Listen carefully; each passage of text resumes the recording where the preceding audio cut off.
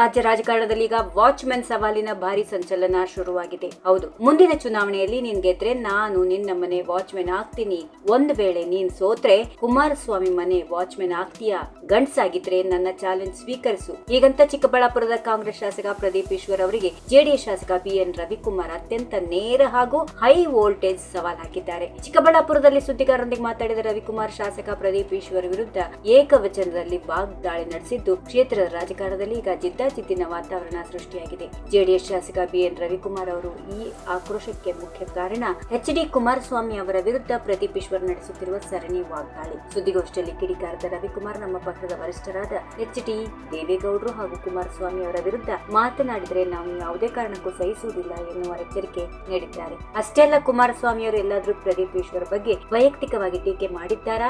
ಒಂದು ವೇಳೆ ಅವರು ಆ ರೀತಿ ಮಾಡಿದ್ದರೆ ನಾನೇ ಖುದ್ದಾಗಿ ಪ್ರದೀಪ್ ಈಶ್ವರ್ ಅವರ ಕ್ಷಮೆ ಕೇಳುತ್ತೇನೆ. ಆದರೆ ಕುಮಾರಸ್ವಾಮಿ ಅವರು ಸುಮ್ಮನಿದ್ರು, ಪ್ರದೀಪ್ ಈಶ್ವರ್ ಮಾತ್ರ ಪ್ರಚಾರಕ್ಕಾಗಿ ಅವರ ವಿರುದ್ಧ ನಾಲಿಗೆ ಹರಿಬಿಡುತ್ತಿದ್ದಾರೆ ಎಂದು ತೀವ್ರ ತರಾಟೆಗೆ ತೆಗೆದುಕೊಂಡಿದ್ದಾರೆ. ಇಷ್ಟಕ್ಕೆ ನಿಲ್ಲದ ಜೆಡಿಎಸ್ ಶಾಸಕರು ಪ್ರದೀಪ್ ಈಶ್ವರ್ ಅವರ ರಾಜಕೀಯ ಭವಿಷ್ಯದ ಬಗ್ಗೆಯೂ ಭವಿಷ್ಯ ನುಡಿದಿದ್ದಾರೆ. ಪ್ರಧಾನಿ ನರೇಂದ್ರ ಮೋದಿ ಹಾಗೂ ಜೆಡಿಎಸ್ ನಾಯಕರ ವಿರುದ್ಧ ಮಾತನಾಡಿದರೆ ನನ್ನನ್ನು ಹೈಕಮಾಂಡ್ ಸಚಿವರನ್ನಾಗಿ ಮಾಡುತ್ತದೆ ಎಂಬ ಭ್ರಮೆಯಲ್ಲಿ ಪ್ರದೀಪ್ ಈಶ್ವರ್ ಬದುಕುತ್ತಿದ್ದಾರೆ ಎಂದು ಲೇವಡಿ ಮಾಡಿದ್ದಾರೆ. ಸ್ವಪಕ್ಷದ ನಾಯಕರೇ ಪ್ರದೀಪ್ ಈಶ್ವರ್ ವಿರುದ್ಧ ಅಸಮಾಧಾನಗೊಂಡಿದ್ದಾರೆ ಎಂದಿರುವ ರವಿಕುಮಾರ್, ಚಿಕ್ಕಬಳ್ಳಾಪುರ ಕ್ಷೇತ್ರಕ್ಕೆ ಶಾಸಕರಾಗಿ ಪ್ರದೀಪ್ ಈಶ್ವರ್ ಅವರ ಕೊಡುಗೆ ಆದರೂ ಏನು ಹೀಗೆಂದು ನೇರವಾಗಿ ಪ್ರಶ್ನಿಸಿದ್ದಾರೆ. ಒಟ್ಟಿನಲ್ಲಿ BN ರವಿಕುಮಾರ್ ಅವರು ಹಾಕಿರುವ ಈ ವಾಚ್ಮನ್ ಸವಾಲಿಗೆ ಸದಾ ಸೋಷಿಯಲ್ ಮೀಡಿಯಾದಲ್ಲಿ ಆಕ್ಟಿವ್ ಆಗಿರುವ ಶಾಸಕ ಪ್ರದೀಪ್ ಈಶ್ವರ್ ಅವರು ಯಾವ ರೀತಿ ಕೌಂಟರ್ ಕೊಡ್ತಾರೆ ಅನ್ನೋದನ್ನ ಕಾದು ನೋಡಬೇಕಿದೆ. If you like this video, ಬೇಗ ಲೈಕ್ ಮಾಡಿ, ಕಾಮೆಂಟ್ ಮಾಡಿ, ಶೇರ್ ಮಾಡಿ ಹಾಗೂ ಯೋಯೋ ಟಿವಿ ಕನ್ನಡವನ್ನು ಸಬ್ಸ್ಕ್ರೈಬ್ ಮಾಡಿ.